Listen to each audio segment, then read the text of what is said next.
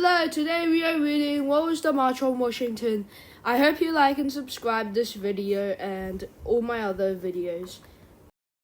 What was the March on Washington? 250,000 Americans streamed into Washington, D.C. from all parts of the country. They came by bus, on trains, in cars, and on motorcycles. Some people walked from New York City, a 230-mile trip that took 11 days. One man even roller skated. They all came in support of a single cause: equal rights for Black Americans. By gathering together, they were shining light on the terrible problem of racism in the U.S. What is racism? Racism in America is the belief among some white people that they are better than Black people, smarter too. It is the belief that Black people do not deserve the same rights that white people have, despite threats of violence. In Washington, people, both young and old and Black and white, came to the city. They marched, sang, and listened to speeches, including a very famous one by Martin Luther King Jr., one of the most famous in history. At that time, it was the largest protest ever held in America. It led to real changes in our laws and how African Americans lived their lives. It was called the March on Washington for Jobs and Freedom, and it took place on the steamy afternoon of August 28, 1963. The march was held in Washington, D.C. because it is the U.S. capital, a city that represents everyone in the country. It is where Congress meets to pass laws, and it is home to the beautiful Lincoln Memorial, which honors the presidents who helped bring slavery to the end. Chapter 1. Separate and Not Equal. Slavery ended for African Americans in 1865 after the Civil War, but being set free and being treated as equals to white people are not the same thing. In 1963, almost 100 years later, Blacks still lived lives that were far from equal to whites' lives. Nearly 19 million African Americans lived in the U.S., making up about 10 to 12% of the U.S. population. But states and cities had many ways to keep the races apart or segregating them. In the South, the rules separating Blacks from whites were called Jim Crow laws. The name was popularized by a stage show in the 1800s in which a white performer in blackface makeup sang a song about a silly black man named Jim Crow. The Jim Crow laws said the Blacks couldn't buy houses in certain neighborhoods. They had to live in less desirable areas. The public bathrooms were separate. There were sections in theaters and drinking fountains. Some fountains, labeled colored, did not even have cool water. African Americans weren't allowed to try on clothes before buying them. Certain public swimming pools and amusement parks were off limits to them, as well as certain restaurants and dinners. Birmingham, Alabama even banned Blacks and whites from playing card games together, as well as dice, dominoes, checkers, baseball, softball, football, basketball, or similar games. In the South, schools and colleges were segregated.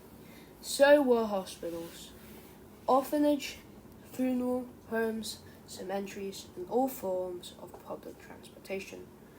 On buses, Blacks could only sit in the back and had to give up their seat if white people wanted them. Conditions were better for Blacks in the North, but by custom and practice, the races were still more segregated there too. Special laws made it difficult for Blacks to vote and elect people who would fight for their rights. For instance, In Alabama, black people had to take a reading test with tricky questions before they could sign up to vote. White people didn't have to do this. In 1963, it was still against the law in 21 states for a white and black couple to get married. In 1963, America seemed to be split into two different countries, separate and definitely not equal. The jobs open to blacks were usually low paid: maid, janitor, dishwasher, driver, garbage collector, cotton picker, and tobacco field hand. On TV and in the movies, blacks were portrayed in these same roles. Professional sports team was segregated too. Modern Major League Baseball teams were all white until Jackie Robinson joined the Brooklyn Dodgers in 1947. He had to promise the team owner he would take insults in silence and ignore hate, mail, and death threats. What could happen if a black person disobeyed the Jim Crow laws? In 1955, 14-year-old Emmett Till was beaten to death because he may have whistled at a white woman. And then there was lynching. A lynching was public hanging that could be imprisoned for any offense, and even an imaginary one. The body would often be left dangling for others to see between the 1882 and 1963. Almost 3,500 blacks were lynched. Without any basic civil rights, it was almost impossible for blacks to fight back. This was normal life, and it didn't appear that it would ever change. But by the 1950s, brave African Americans were starting to fight, but not with their fists, but through actions that said they were fed up with being treated this way. This kind of protest is called nonviolent civil disobedience. The protesters were deliberately disobeying laws in ways that didn't use violence. For instance, groups of black college students would sit at white lunch counters in different southern cities. They knew they wouldn't be served, but they sat quietly and behaved politely. Most often, the sit-ins ended with when police came and dragged them off to jail. It wasn't just young black people who protested in 1955.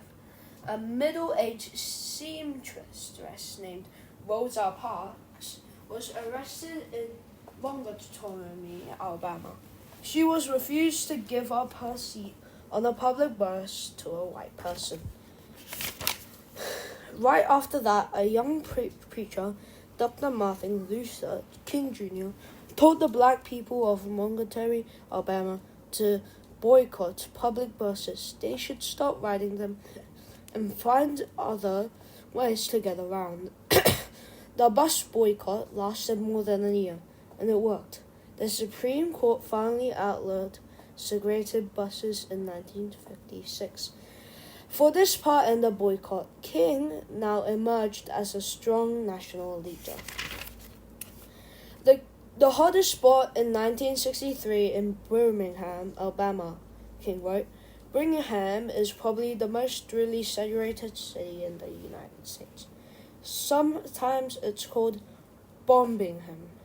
More than 50 bombs have been set off in black homes and churches in the previous 20 years. In May 1963, Kings and others organized a children's march in which children, some as young as 6-year-old, hoped to speak to the mayor of Birmingham about ending segregation. That never happened. Instead, hundreds of students were arrested and jailed. Sentences of cruelty were broadcast on TV, while white adults threw bricks and bottles at the young marchers. The police turned on high-pressure water hoses, the kind used to put out fires. Kids were lifted clear into the air and slammed to the pavement or into buildings. Then the police brought out snarling attack dogs.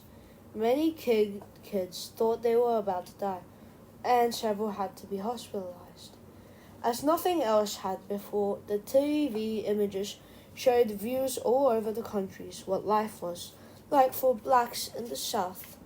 One black minister named Fred Shuttleworth said, "The whole world is watching Birmingham." 1963 was heating to a boil. Civil rights protests were taking place in many different areas, but not on a national level.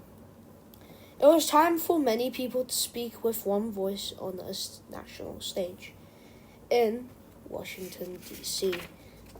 Chapter 2. The Power of Marches. A. Philip Randolph, a man long active in the movement to get blacks their civil rights under the law, understood the power of marches. Just before World War II, he had planned a march in Washington to protest the absence of blacks in the defense industry, which provided well-paying jobs making things like planes, submarines, and warships.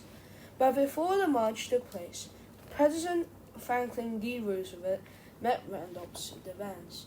Why? First, Lady Eleanor Roosevelt was a strong supporter of civil rights. She was put pressure on her husband, FDR, made it illegal to not hire blacks for defense industry jobs. Randolph again planned to lead a big march in 1948. He hoped to call attention to the fact that the U.S. Army, Navy, and Marines all treated blacks unfairly. Harry Truman was president by then, just as FDR had done.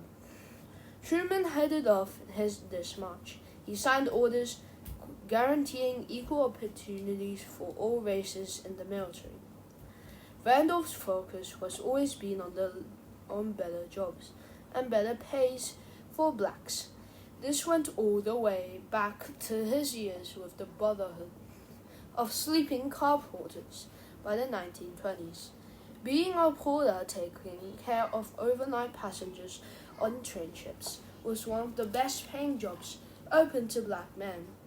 Yet, Randolph saw how unfairly black porters were treated, so he founded the Brotherhood. It was the first time that African Americans had the real labor union, a group speaking on the behalf of all its workers in 1973. After 12 years of struggling for better pay, the Union of Black Porters threatened to go on strike or stop working. As a result, their wages were doubled and job conditions improved. In 1963, A. Philip Randolph was 74 years old, but he was still gusty and full of passion for civil rights. He wanted a march to actually take place, and on the biggest possible scale. Randolph reached out with letters and phone calls to those in his network of religious leaders, as well as ordinary people. Above all, to make the march happen, he would need the cooperation of all the major civil rights leaders. At first, Randolph got little response from the other leaders, including Martin Luther King Jr. They were busy with their own projects, but Randolph wouldn't take no for an answer and kept nudging. While he wooed the leaders, Randolph turned to someone else to work out all the details of the march. Bayard Rustin, who was known as a total genius at organizing, had been working for civil rights for 30 years. Born in 1912, Rustin had grown up in Westchester, Pennsylvania. He was a man in strong beliefs. He did not believe in violence ever, so he did not believe in war, even war for a good cause. For his refusal to fight in World War II, he served 2.5 years in jail. He was most influenced by Mohandas Gandhi. Gandhi was the leader who freed India from British rule. How did he do it? Not by telling people to take up arms and fight the British, but by non-violence, peaceful resistance.